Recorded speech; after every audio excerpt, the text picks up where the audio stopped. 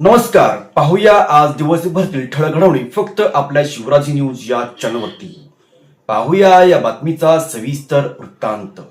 कोरोची ग्रामपंचायतीचा ऐतिहासिक निर्णय, घरफाळ्यात 50% सूट आणि मैत अनुदान योजना लागू. कोरोची ग्रामीण भागातील अर्थव्यवस्थेला गती देण्यासाठी आणि सामान्य नागरिकांना दिलासा देण्यासाठी कोरोची ग्रामपंचायतीने अत्यंत महत्त्वाचे पाऊल उचलले आहे. समृद्ध पंचायत राज अभियान 2025-26 अंतर्गत घरफाळ्यामध्ये 50% सवलत देण्याचा निर्णय घेण्यात आला असून सोबतच मयत झालेल्या व्यक्तीच्या कुटुंबाला आधार देण्यासाठी विशेष अनुदान योजनाही लागू केली आहे.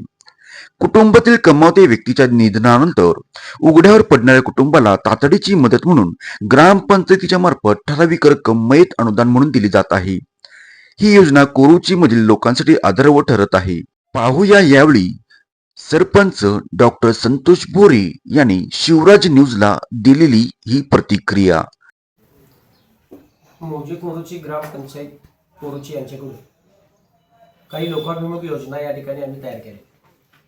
खरं तर ग्रामपंचायत म्हटलं की नुसता रस्ते, गटर, लाईट आणि पाणी एवढेच विषय न घेता जसं महाराष्ट्र मंत्रालय असेल, जिल्हा परिषद असेल, पंचायत समिती असतील, यांच्या माध्यमातून जसं लोकांना योजना दिल्या जातात तशा काही योजना, लोकाभिमुख योजना ह्या जनतेला मिळाव्यात म्हणून आम्ही ग्रामपंचायतीच्या वतीने पुढच्या येणाऱ्या शनिवारी काही योजनाचा लोकार्पण कार्यक्रम घेणार आहे. तमाम कोरोचीतल्या जनतेला मी आवाहन करेन की या कार्यक्रमासाठी आपण उपस्थित राहू.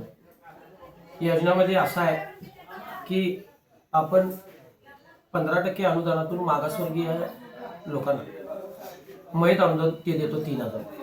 परंतु जनरलवाल्याला अशा कुठल्याही पद्धतीचं आपण मदत किंवा सहकार्य ग्रामपंचायत करत नाही. आणि आम्हाला असं वाटलं की बाबा जसं मागासवर्गीयांना आम्ही अनुदान देतो तसं जनरलवाल्याला सुद्धा गरीब कुटुंबाला मयताचं अनुदान मिळावं म्हणून ही योजना सर्व ग्रामपंचायतीच्या बॉडीनं आणि ग्रामपंचायत सदस्यांनी आम्ही सर्वांनी मिळून केलेली आहे. त्याच्यामध्ये आपण 2,000 रुपये हे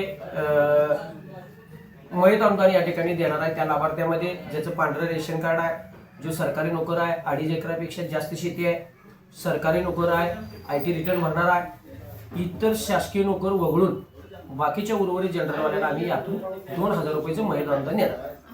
त्याचबरोबर दुसरी योजना आमची अशी आहे की जिल्हा परिषदेच्या शाळेमध्ये जे पालक आपल्या पाल्याला या ठिकाणी ॲडमिशन घेतील, प्रवेश घेतील आणि आता जे आहेत त्या सगळ्या पालकांना आम्ही 50% घरफाळा माफ करणार. कारण शासनानं परवाच 50% घरफाळा माफीचा जी आर आला होता आणि थकीत लोकांना 50% माफी देऊन या ठिकाणी घरफाळा वसूल करावा म्हणून आदेश दिले होते. परंतु ग्रामसभेनं सध्याचा निर्णय धुडकावून लावला. तरी सुद्धा आम्ही या ठिकाणी शाळेत जो विद्यार्थी घालायला आणि शाळेचे या ठिकाणी पट वाढवण्याच्या दृष्टीने सुद्धा त्याचा फायदा त्या गावाला होईल म्हणून आम्ही दुसरी योजना करतोय ती की त्या शाळेमध्ये घालणाऱ्या पालकाला आपण 50% त्याच्या एका राहण्याच्या मिळकतीवरती आपण या ठिकाणी घरफाळा 50% माफी देणार. तसेच माजी सैनिकांना घरफाळा माफीचा अगोदर जी आर होता, परंतु आता नव्यानं शासनाने या ठिकाणी सेवेत असणाऱ्या सुद्धा सैनिकांना हा घरफाळा माफीचा त्यांच्या एका प्रॉपर्टीच्या घरफाळा माफीचा जी आर झाला आहे. त्याची अंमलबजावणी सुद्धा या कार्यक्रमाच्या निमित्ताने आम्ही करणार आहे आणि त्यांना देखील आम्ही 100% एका मिळकतीचा घरफाळा माफी करणार. चौथी आमची योजना अशी आहे की शाळेला आपण ऑनलाईन शिक्षण प्रणाली आणली आणि त्या शाळेमध्ये आपण इंटरॅक्टिव्ह पॅनल दे आणि त्याचं उद्घाटन हे त्या निमित्ताने त्या दिवशी होणार.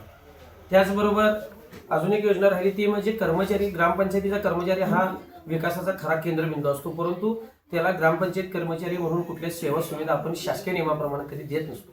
परंतु आमच्या ग्रामपंचायतीनं आल्यानंतर ग्रामपंचायतीच्या कर्मचाऱ्यांना किमान वेतन तर लागू केलंच, शासकीय नियमाप्रमाणे त्यासाठी आज पगार पण देते ग्रामपंचायत, पण त्याच्या पुढे जाऊन EPF या ठिकाणी प्रॉव्हिडंट फंडाची खाती आपण शासनाकडे वर्ग केलेल्या आहेत, त्याच्यामधून त्यांना विमाही मिळणार. त्याचबरोबर या ठिकाणी ESI सुद्धा आपण ग्रामपंचायत कर्मचाऱ्यांना देतो ज्यांचे कुटुंबाच्यावरती लाखो रुपये त्यांना दवाखान्याचा खर्च आल्यानंतर करावा लागतो. त्याच्यामुळे ग्रामपंचायतीने हे सुद्धा अत्यंत चांगला निर्णय या ठिकाणी घेतलेला आहे आणि त्याच्यामध्ये या तालुक्यातली हातकणंगले तालुक्यातली पहिली ग्रामपंचायत आहे की जी ग्रामपंचायत कर्मचाऱ्यांना EPF आणि ESIचा लाभ देणार आहे. असे एकंदरीत असणारे 4-5 योजनांचा लोकार्पण आपण येणाऱ्या शनिवारी, पुढच्या शनिवारी आपण मराठी शाळेच्या प्रांगणावरती करणार आहे. तरी सर्व या ठिकाणी माजी सैनिक असतील, शाळेचे पालक असतील, अंगणवाडी सेविक असतील, मदतनीस असतील, आशा वर्कर असतील आणि गावगाड्यामध्ये राहणाऱ्या सर्व नागरिक बंधू भगिनींना या निमित्ताने मी आवाहन करीन की त्या कार्यक्रमासाठी आपण आवर्जून उपस्थित राहू. धन्यवाद.